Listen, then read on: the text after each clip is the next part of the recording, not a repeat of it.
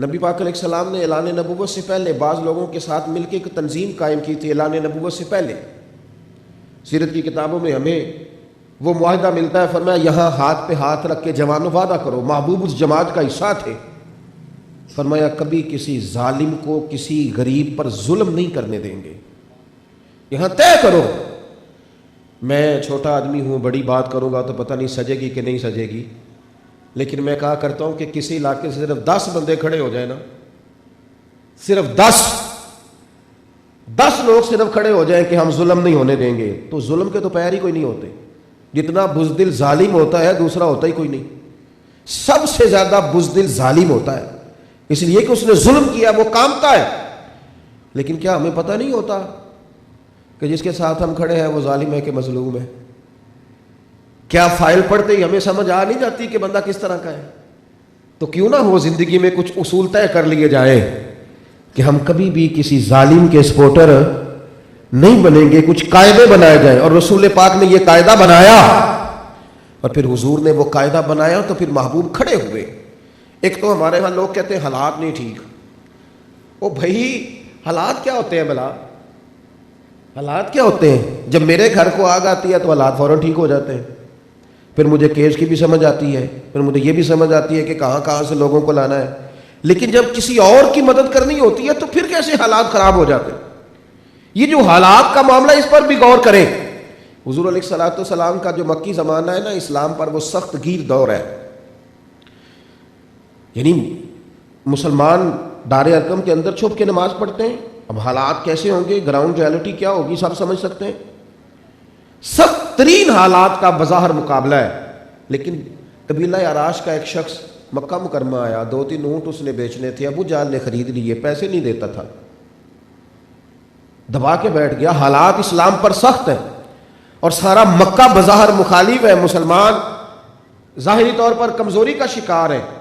تو کسی کافر نے نا بطور تمسخر معاذ اللہ حضور کی طرف اشارہ کر کے کہا وہ جو بیٹھے ہیں نا وہ تیری مدد کر سکتے ہیں۔ وہ شخص کہتا ہے میری کیونکہ جو بندہ غریب ہوتا ہے نا بیچارہ، وہ تو رو رہا ہوتا ہے، اور میں نے مظلوموں کو دیکھا ہے، میں نے غریبوں کو دیکھا ہے، سڑک بھی سیدھی نظر نہیں آتی، پھر تو میرے بھائی ان کو دستخط کرنے بھول جاتے ہیں۔ لیکن کیا بتائیں، بعض اوقات جن سے کچھ لکھوانا ہوتا ہے وہی کہہ رہے ہوتے ہیں پہلے پینسلوں کا ڈبہ لے کے آؤ۔ کیا کریں، کس راہ کا تعین کریں، کیسے کر کے نکلیں؟ آپ کبھی غور کریں گے کہ جب انسان پر پورا بوجھ بنا ہوتا ہے اور پھر اس سے جب کیفیات پوچھی جا رہی ہوتی ہیں، جب حالات پوچھے جا رہے ہوتے ہیں، تو پھر کئی لوگ تو ایسے ہیں جنہوں نے رپٹ درج کرانا چھوڑ دیا۔ نقصان یہ ہوا کہ ظلم مضبوط ہوتا گیا، مظلوم پیچھے ہٹتے گئے، ظالموں کی رسی دراز ہوتی گئی، انہیں محسوس ہوا کہ شاید ہمیں پوچھنے والا کوئی نہیں، حالانکہ ان بطش ربک لشدید، ساری عدالتیں زمین پہ نہیں لگنی، ایک رب نے بھی لگانی ہے۔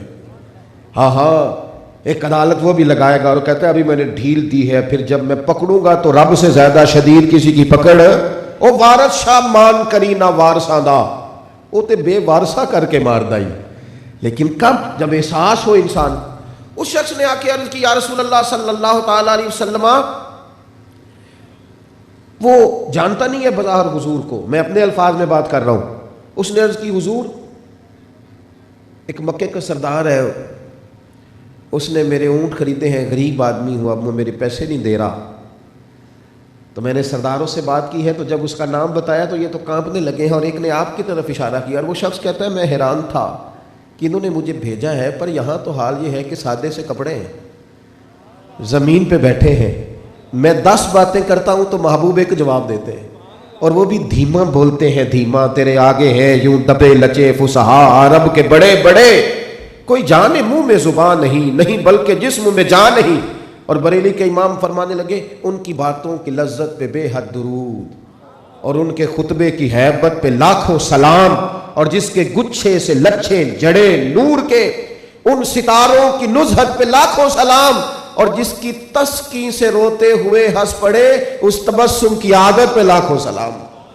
فرماتے شہزادے سنو، اللہ آپ کو خوش رکھے، اللہ آپ کو بہتر صلہ دے، میری بات پر توجہ کریں۔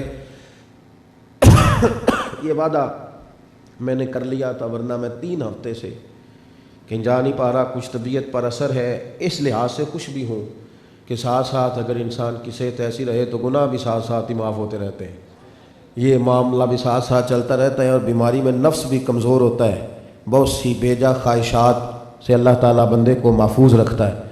تو آپ میری بات سن لیں، میں چاہ رہا ہوں کہ جلدی سے چند باتیں عرض کر سکوں آپ کی خدمت میں۔ عزیز دوستو، اس نے آ کے حضور کو دیکھا، لہجہ دیکھا، نبی کریم نے فرمایا تو نام بتاؤ نا بندے کا۔ تو شخص کہتا ہے میں نے کوئی بڑی خوش دلی سے نہیں بتایا، چونکہ باقی لوگ جو ہاتھ کھڑے کر چکے تھے کہ وہ تو بڑا ظالم ہے۔ کہتے ہیں میں نے کہا حضور اس کا نام ابو جہل ہے، ابو الحکم ہے، تو آپ میرے ساتھ چلیں گے؟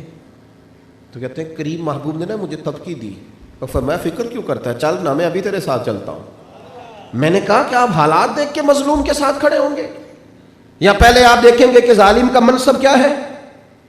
پہلے آپ یہ دیکھیں گے کہ میرے گھر تک آگ کیسے آ جائے؟ او خدا کے بندے، ایک بندہ ہوتا ہے صرف ظالم کے سامنے کھڑا ہونے والا، وہ ایک ہوتا ہے، پھر اس ایک کو اللہ پورا قافلہ بنا دیا کرتا ہے، اس ایک کو اللہ جماعت بنا دیتا ہے۔